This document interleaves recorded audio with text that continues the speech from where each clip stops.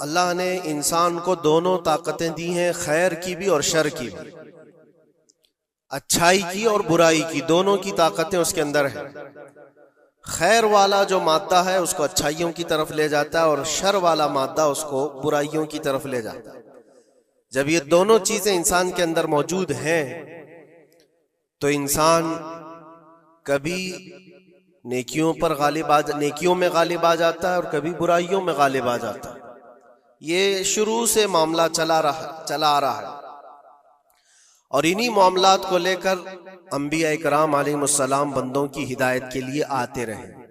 برادران ملت اسلامیہ، السلام علیکم ورحمۃ اللہ وبرکاتہ۔ الحمد للہ الحنان المنان الذي خلق الإنسان وعلمه البيان، والصلاة والسلام على رسوله سيد الإنس والجان وعلى آله وأصحابه ذوي الخير والإحسان، أما بعد، فأعوذ بالله من الشيطان الرجيم، بسم الله الرحمن الرحيم، وجاهدوا في الله حق جهاده هو اجتباكم وما جعل عليكم في الدين من حرج، إلى آخر هذه الآية، صدق الله مولانا العظيم۔ بارگاہ رسالت مواب صلی اللہ علیہ وسلم میں درود پاک کا ہدیہ پیش کریں۔ اللہم صل علی سیدنا و مولانا محمد معدن الجود والکرم وآلہ واصحابہ الکرام وابنہ الکریم وبارک وسلم صلاة دائمة سرمدا ابدا۔ گفتگو کے آغاز سے پہلے میں ایک ضروری بات آپ کے سامنے پیش کر دوں۔ مسجدیں اللہ کی عبادت کے لیے ہوتی، یہاں پر تعظیم کے لیے کھڑے ہونا جس وقت میں آ رہا ہوں یہ میں بالکل مناسب نہیں سمجھتا۔ اپنی اپنی جگہوں پر بیٹھے رہیں، کھڑے ہونا، بلکہ اللہ کے نبی صلی اللہ علیہ وسلم نے یہ ارشاد فرمایا، جو بندہ یہ تمنا رکھتا ہے کہ لوگ اس کے لیے کھڑے ہوں، اللہ اس کو دنیا میں اور آخرت میں ذلیل فرمائے گا۔ ہمیں یہ ہرگز تمنا نہیں ہونی چاہیے کہ ہمارے لیے لوگ کھڑے ہوں، اور اللہ کی عبادت کے لیے آئے ہیں، اور ہمارا سر یہاں پر صرف اللہ کی بارگاہ میں جھکنا ہے۔ اور یہاں پر اللہ اکبر جب کہا جاتا ہے، اللہ سب سے بڑا ہے، پھر کسی کی طرف توجہ نہ ہو۔ باہر تعظیم و تکریم، عزت و وقار سب اپنی جگہ پر، یہ اللہ کا گھر ہے اور خالص اللہ کی عبادت۔ بہرحال درود پاک پڑھ لیں۔ اللہم صل علی سیدنا محمد معدن الجود والکرم وآلہ واصحابہ الکرام وابنہ الکریم وبارک وسلم صلاة دائمة سرمدا ابدا۔ اللہ تبارک و تعالی نے قرآن پاک میں ارشاد فرمایا کہ اللہ کی طرف بڑھنے کے لیے تم راستہ تلاش کرو اور محنت کرو۔ اور اللہ نے انسان کو دونوں طاقتیں دی ہیں، خیر کی بھی اور شر کی بھی، اچھائی کی اور برائی کی، دونوں کی طاقتیں اس کے اندر ہیں۔ خیر والا جو مادہ ہے اس کو اچھائیوں کی طرف لے جاتا ہے، اور شر والا مادہ اس کو برائیوں کی طرف لے جاتا ہے۔ جب یہ دونوں چیزیں انسان کے اندر موجود ہیں تو انسان کبھی نیکیوں میں غالب آ جاتا ہے اور کبھی برائیوں میں غالب آ جاتا ہے۔ یہ شروع سے معاملہ چلا آ رہا ہے، اور انہی معاملات کو لے کر انبیاء کرام علیہ السلام بندوں کی ہدایت کے لیے آتے رہے۔ اللہ تبارک و تعالیٰ نے بندوں کو یوں ہی نہیں چھوڑ دیا، بلکہ اپنے پیغمبروں کو بھیجا، اور خیر اور شر کے درمیان تمیز سکھانے کے لیے انبیاء آتے تھے، یہی بتانے کے لیے کہ تم جس راستے پر چل رہے ہو، اگر یہ غلط ہے تو غلط اور صحیح ہے تو صحیح۔ اور آخر نبی ہمارے آقا محمد صلی اللہ تعالی علیہ وسلم کے بعد پھر یہ کام امت کے علماء اولیاء انجام دیتے رہے۔ آج جو ضروری بات میں عرض کرنا چاہتا ہوں وہ یہ ہے کہ اسلام کا جو نظام ہے خیر کو پھیلانے کے لیے ہے اور شر کو دبانے کے لیے ہے۔ اسلام پوری طاقت اس پر لگاتا ہے کہ خیر کا نشر ہو، اس کی تبلیغ ہو، اور برائیوں سے لوگ بچیں۔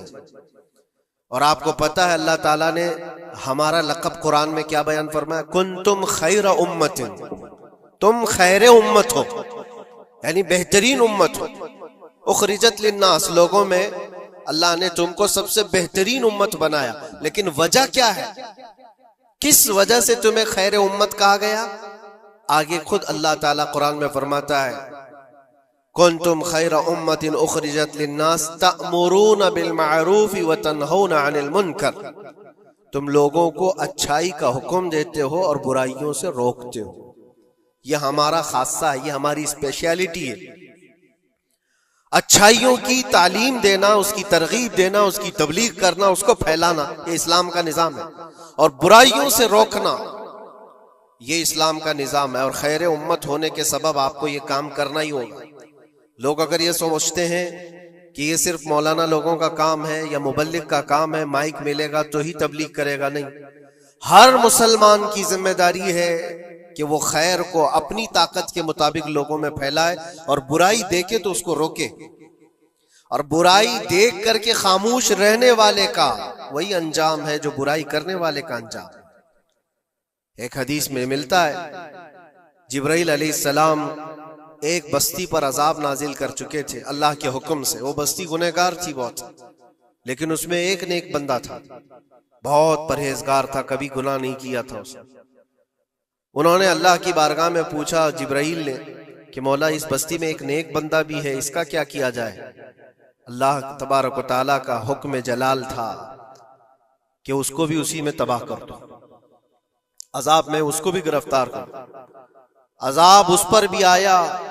جبرائیل علیہ السلام کافی دنوں کے بعد پھر رب تعالیٰ کی بارگاہ میں پوچھتے ہیں کہ اس کا کیا قصور تھا؟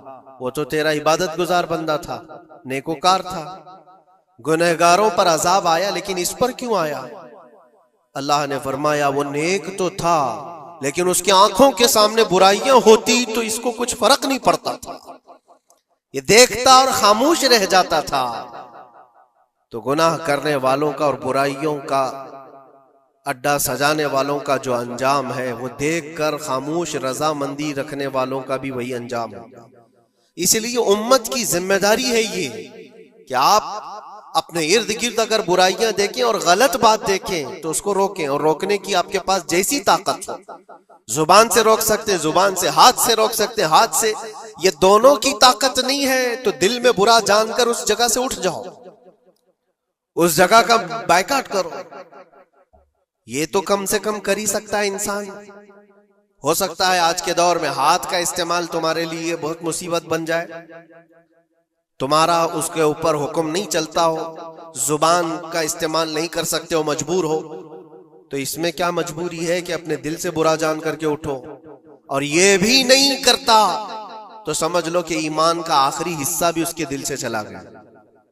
ایمان جس کے پاس تھوڑا سا بھی باقی ہے وہ برائیوں کو دیکھ کر کے وہ برانگیختہ ہوگا، اس کی طبیعت برائیوں کو دیکھ کر کے ماننے کو کبھی تیار نہیں ہوگی۔ اس لیے خیر امت کا جو سٹیٹس ہے اس کو مینٹین کرنا ضروری ہے۔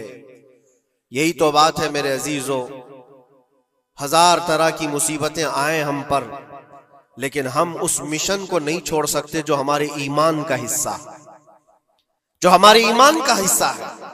ہمیں جو برائی نظر آئے گی اس پر بولنا ہم پر واجب ہے، اور اس پر بھی خاموش اور مصلحت کی اور حکمت کی بات کر کے اس کے بہانے سے گوشہ نشین ہو جانا یہ امت کی ذمہ داری نہیں ہے۔ یہ تو راستہ تلاش کرنے اور بہانے کی بنانے کی ذمہ ایک سوچ ہے۔ باقی ہر عالم دین ہو، ہر مومن ہو، برائی کو دیکھے تو اس کا اظہار کرے اور لوگوں کو روکنے کی کوشش کرے۔ ایک بات اور میں بتاؤں، معاشرے میں کچھ سود خور ہیں، کچھ شرابی ہیں، اور ان کے متعلق ایسا ہے کہ وہ اچھا اثر اور رسوخ رکھتے ہیں۔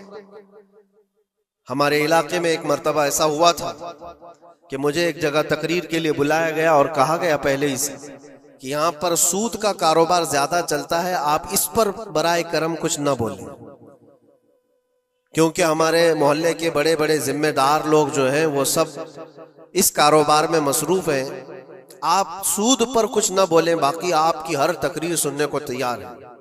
میں نے اس دن قسم کھا لی، پورا 1 گھنٹہ سود پر ہی میں نے بیان کیا۔ نہیں بلانا اس کے بعد نہ بلاؤ، لیکن ہم سمجھوتا اس بات پر نہیں کرتے کہ تمہاری طبیعت دیکھ کر کے بات کریں، ہم رسول اللہ کی شریعت دیکھ کر بات کریں۔ ایک عالم دین کا یہ حق ہے کہ وہ برائی کو دیکھے تو اس کا اظہار کر کے منع کرے۔ مخالفت ہوگی، ہمیں پتہ ہے، برائیاں کرنے والے کریں گے، لیکن یہاں پر ایک بات مجھے یاد آتی ہے، اس بزم میں مقصود ہے اصلاح مفاسد۔ نشتر جو لگاتا ہے وہ دشمن نہیں ہوتا۔ ڈاکٹر تمہاری پھوڑی کو اگر کاٹتا ہے چاقو سے تو وہ قاتل نہیں ہے، وہ کلر نہیں ہے، وہ تمہارے جسم سے پھوڑی کو کاٹ رہا ہے، وہ ناسور کو نکال رہا ہے۔ تمہارے اندر برائی کو اگر ہم روک رہے ہیں، برا تھوڑی دیر کے لیے لگے گا۔ اسی لیے میں اکثر ایک جملہ کہتا ہوں، بخار کی دوا کڑوی ہوتی ہے، نگل لو تو فائدہ ہے۔ ظاہر سی بات ہے تمہارے اندر کچھ برائیاں ہیں، اگر ہم نے اس کو کہا، انگلی رکھی، تو ہو سکتا ہے آپ ہم کو علماء کی فہرست سے ہی ہٹا دیں گے، وہ کہیں گے یہ مولانا ہی نہیں ہے، یہ عالم ہی نہیں ہے، کیونکہ طبیعت جلدی کسی کو ایکسپٹ نہیں کرتی۔ برائیوں سے روکنا ایک بہت بڑی ذمہ داری ہے۔ جانتے ہیں مکہ مکرمہ میں سارے لوگ حضور پاک صلی اللہ تعالی علیہ وسلم کے ایسے فدائی تھے، اعلان نبوت سے پہلے کی بات کر رہا ہوں، حضور کے اخلاق پر کوئی انگلی نہیں اٹھا سکتا تھا۔ جتنی اچھائیوں کا حضور نے حکم دیا سب کو وہ ایکسپٹ کرتے تھے، مانتے بھی تھے، لیکن جہاں برائیوں کے لیے روکا کہ یہ غلط ہے، اس کو ایکسپٹ کرنے کو طبیعت نہیں مانتی۔ اتنے سالوں سے ہم کرتے آ رہے ہیں، ابھی آپ آ کر روک رہے ہیں، یہی تو دشمنی شروع ہوئی۔ اور ہم یہاں پر اسی بات کے لیے کہتے ہیں کہ یہ اللہ کے نبی صلی اللہ تعالی علیہ وسلم کے فرامین کے مطابق اور قرآن کے مطابق ایک بڑا جہاد ہے۔ برائیوں سے لوگوں کو بچانا، روکنا اور اپنے نفس کو بچانا، یہی جہاد جس کے متعلق حدیث پاک میں ملتا ہے، رجعنا من الجہاد الاصغر الى الجہاد الاکبر۔ جو جنگ ہوتی ہے نا آمنے سامنے میدانوں میں، اس کو حضور نے فرمایا یہ چھوٹا جہاد ہے، اور برائیوں سے لڑنا یہ بڑا جہاد ہے۔ اپنے نفس سے لڑنا جو برائیوں کی طرف ہمیں لے کر کے جاتا ہے، یا برائیوں سے روکنا کسی کو، یہ بڑا جہاد ہے۔ یہاں پہلوانی دکھانا، ایک دوسرے کو کشتی میں پچھاڑ دینا، یہ تو طاقت کا کھیل ہے، لیکن کسی کو برائیوں سے باز لے کر کے آ جانا، یہ بہت بڑی طاقت کا مظاہرہ کرنا ہوتا ہے، بہت بڑی۔ اگر تمہاری زبان سے کوئی بچ گیا برائیوں سے تو سمجھ لو کہ تم نے اس کے ساتھ ایک بہت بڑا کار خیر کیا ہے۔ اللہ کے نبی صلی اللہ علیہ وسلم فرماتے ہیں حضرت علی سے، یا علی لَأَن يَهْدِيَ اللَّهُ بِكَ رَجُلًا خَيْرٌ لَكَ مِنَ الدُّنْيَا وَمَا فِيهَا۔ اے علی، تمہارے ذریعے سے اگر ایک آدمی بھی سیدھے راستے پر آیا تو پوری دنیا کمانے سے بہتر ہے، تمہارے پوری دنیا سے بہتر ہے۔ ایک آدمی اگر سیدھے راستے پر آ گیا تو اسلام کا پورا نظام یہ ہے، خیر کی طرف لوگوں کو بلانا اور شر سے لوگوں کو روکنا۔ اور یہ ذمہ داری اگر قوم بھولتی چلی جائے گی تو یہ قیامت کی نشانیوں میں سے یہ بھی ہے۔ حضور پاک صلی اللہ تعالی علیہ وسلم نے ارشاد فرمایا، لوگ اچھائیوں کا حکم دینا چھوڑ چکے ہوں گے، برائیوں سے روکنا بند کر چکے ہوں گے، حتیٰ کہ ان کے آنکھوں کے سامنے راستوں پر زنا ایسے ہوگا جیسے گدھے جوڑا کھاتے ہیں، جانور زنا کرتے ہیں، اس طرح سے انسان ان کے آنکھوں کے سامنے کیا کریں گے اور یہ کچھ نہیں کہیں گے۔ یہ طبیعت آتی جائے گی تو یہ قیامت کی نشانیوں میں سے۔ آج یہی حالات تو ہے، لوگ یہ کہتے ہیں کہ ان کا مسئلہ ان کے ساتھ، ہم کیا کہیں ان کے لیے؟ نہیں میرے عزیز، میں جو بات کہہ رہا تھا وہ بیچ میں رک گئی۔ معاشرے میں کبھی سود خور ہوتے، شرابی ہوتے، بہت سارے ہیں، اور غلط کاموں میں وہ ملوث ہیں۔ کیا چیز ہے ان کو توبہ کرنے پر، وہ واپس آنے پر مجبور نہیں کر رہی ہے؟ کون سی چیز ہے جو ان کو ان کے گناہ پر بڑھاوا دے رہی ہے؟ کیا چیز ہے؟ کبھی آپ نے سوچا؟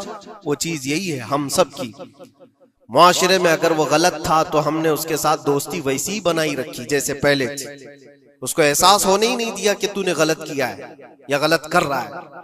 اس کا ملنا جلنا اٹھنا بیٹھنا سب اچھے لوگوں کے ساتھ ویسے ہی چل رہا ہے، امام صاحب بھی مل رہے ہیں، اس کو سارا ریسپیکٹ ویسے ہی مل رہا ہے، تو وہ یہی سمجھتا ہے میں جو کچھ کر رہا ہوں اچھا کر رہا ہوں۔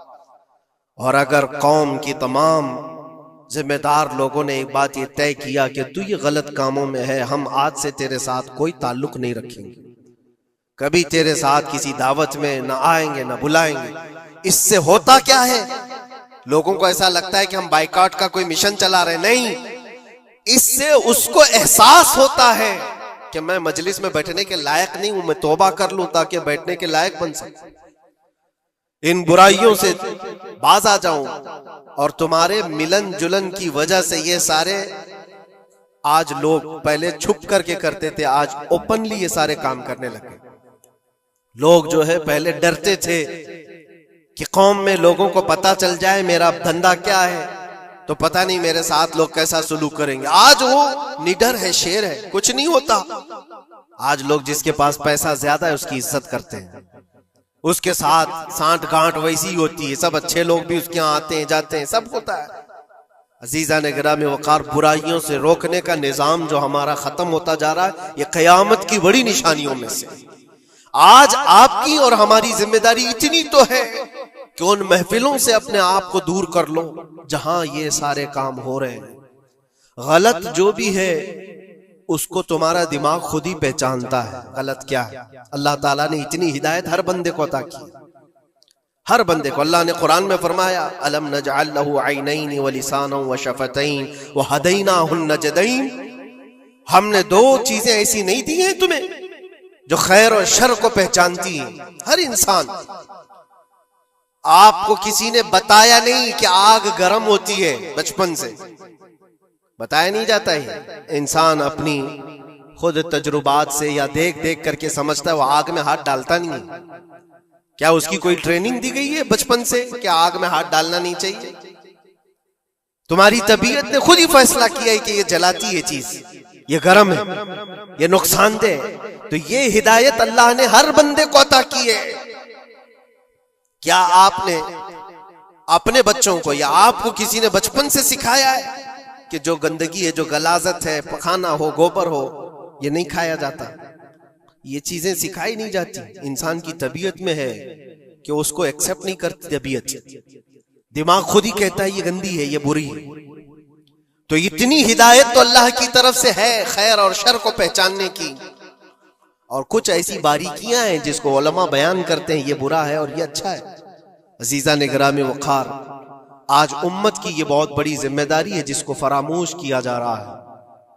اس ذمہ داری کو ایسا نہیں ہے کہ صرف علماء نبھائیں گے، عوام الناس کو بھی اس ذمہ داری پر آنا چاہیے۔ آواز ہر برائی کے خلاف اٹھاؤ، اور یہاں تک کہ اس پر اگر تمہاری موت بھی آتی ہے تو وہ شہادت کی موت ہے، وہ شہادت کی موت ہے۔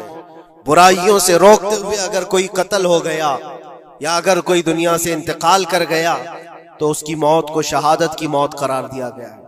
یہاں تک کہ ایک حدیث میں یہ بھی ملتا ہے کہ کوئی بندہ حضور پاک صلی اللہ تعالی علیہ وسلم کے بتائے ہوئے تعلیمات کو لوگوں تک پہنچانے کا سفر کر رہا تھا، لوگوں کو اچھائیوں کا حکم دینے کا سفر کر رہا تھا، برائیوں سے روکنے کا سفر کر رہا تھا، اس دوران اس کا انتقال ہو گیا تو حضور فرماتے ہیں اس کا درجہ نبیوں اور شہیدوں کے بیچ میں ہوگا قیامت کے دن، اس کو درمیانی حصے میں رکھا جائے گا نبیوں اور شہیدوں کے بیچ میں، کیونکہ ایک بہت بڑی ذمہ داری اٹھا کر چل رہا ہے، بہت بڑی ذمہ داری۔ اب یہ ضروری نہیں آج مجھے یہ مائک ملا یا کوئی بہت بڑا پلیٹ فارم ملا جو مجھے لوگ سن رہے ہیں، ہماری ذمہ داری بڑی ہے۔ آپ کو آپ کے گھر کے بچے سن رہے ہیں، آپ کسی جگہ پر مینیجر ہیں تو آپ کے ماتحت رہنے والے جو کام کرنے والے ہیں وہ آپ کو سن رہے ہیں۔ کلکم مسئول عن رعیتہ، یہ حدیث پاک میں، تم میں سے ہر کوئی ذمہ دار ہے اپنے ماتحت رہنے والوں کا، تو ان کو روکنا تمہاری ذمہ داری ہے۔ اگر پوری دنیا کو نہیں روک سکتے، پورے محلے کو نہیں روک سکتے، اپنے ماتحت رہنے والوں کو تو روک سکتے ہو۔ اپنی اولاد کو، اپنے آس پاس والوں کو جو تمہاری بات ایکسپٹ کر سکتے ہیں ان کو تو روکو، ان کو برائیوں سے روکنا یہ تمہاری ذمہ داری ہے۔ معاشرے کا نظام جو آج ڈس بیلنس ہے، اس کی ایک بڑی وجہ یہ ہے کہ ہم نے اس ذمہ داری کو چھوڑ دیا ہے۔ ہوتا کیا ہے میں آپ کو بتاؤں، کچھ گھروں سے ہمیں یہ شکایت ملی، بچے ایسے ہو گئے ویسے ہو گئے، ماں کو الٹا کہہ رہے ہیں، باپ کو گالیاں دے رہے ہیں، آج یہ اپنی مرضی کی چلا رہے ہیں، فلاں ہیں وہ ہے۔ کب تمہیں یہ ہوش آ رہا ہے؟ جب وہ 20-25 سال کے ہو گئے۔ 20-25 سال سے تم صرف اور صرف ان کو واچ کرتے رہے، دیکھتے رہے، اور جب بگاڑ آ گئی تب آپ کو خیال آیا کہ یہ بگڑے ہوئے ہیں۔ ایسا ہے میرے عزیزو، آپ نے اپنی ذمہ داری کا احساس کرنا ہے اس وقت سے جب بچہ ہوش کے آنکھ کھول رہا ہے، اور ہر زمانے میں اس کے ساتھ آپ اچھائی کا حکم دینا اور برائی سے روکنا، یہ انتظام کرتے رہو۔ یہ مت سوچو میرا بچہ بہت اچھا ہے، کبھی آنکھ اٹھا کر کے نہیں دیکھتا کسی کو، تو اچھا ہے، لیکن اس کو اچھے کو بھی نصیحت کی ضرورت ہے۔ انسان کی طبیعت ہے۔ میں آپ کو بتاؤں، اس کائنات میں سب سے اچھے لوگ کون تھے؟ سب سے اچھے وہ رسول اللہ کے صحابہ، ان سے اچھے کوئی ہے؟ اور یہ ملتا ہے، بزرگوں نے فرمایا قیامت تک جو سب سے اچھے پیدا ہونے والے تھے، اللہ نے ان کو چن کر کے رسول اللہ کا صحابی بنایا۔ سب سے اچھے لوگ تھے وہ، سب سے اچھے، لیکن ان سب سے اچھے لوگوں کو بھی رسول پاک صلی اللہ علیہ وسلم 8 دن سے زیادہ گیپ نہیں دیتے تھے، ان کو نصیحت کرتے رہتے تھے۔ جو دنیا کے سب سے اچھے لوگ ہیں ان کو نصیحت کی ضرورت ہے، تو اس بگڑے ہوئے دور میں ہم سب کو کتنی ضرورت ہے؟ وہ صرف آپ کو نہیں، مجھے بھی ضرورت ہے۔ ہم بھی ڈھونڈنے کے لیے نکلتے ہیں کسی مشائخ کے پاس، بیٹھے وہاں پر ان کی نصیحتیں ہمارے دل پر اثر کریں۔